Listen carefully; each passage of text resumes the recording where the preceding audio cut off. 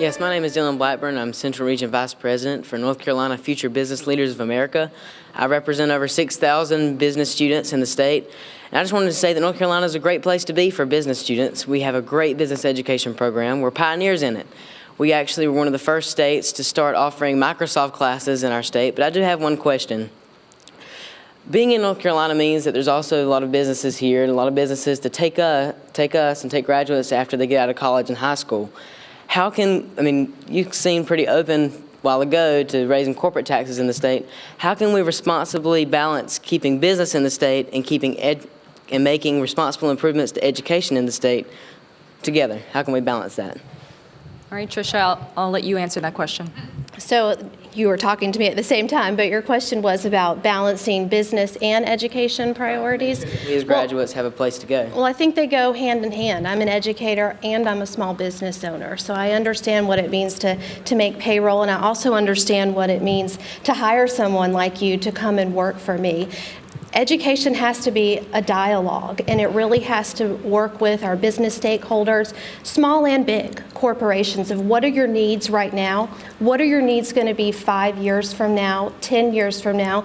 It's also looking at education as a system from birth all the way past secondary education. We're not doing that well right now. We need to value our youngest learners, and we need to value our students after they complete high school and what pathways are they going on. Not everyone is going to go to college, and that's okay. We need to make sure as North Carolina, and for our economic stability, that we have workers who are ready for jobs, that we're bringing in jobs of the 21st century, and that's kind of an old term now, it seems, but that we're really ready for where North Carolina is going, because as a state, we have always been a national leader. Right now, it seems that we're a laughingstock in some circles, and that's very disheartening, and that's sad for my colleagues, and we don't want that for you. As a high school student, I want you to stay in North Carolina. I want you to start a business here in North Carolina, and I want you to then hire my children to work for you. Watch out for my 3-year-old. He's pretty tough, though. But that's what North Carolina is about, and we need to make sure that our priorities are on the right page and that we're all working together. And we can say that, blame the Republicans, blame the Democrats, but education really has to be a bipartisan issue.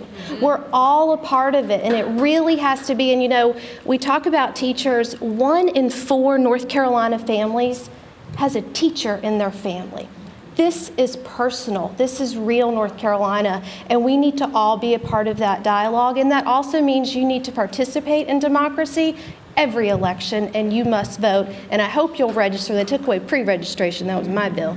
But I hope that you will register to vote and always be a part of this government. For the latest WNCN uploads, subscribe or click here.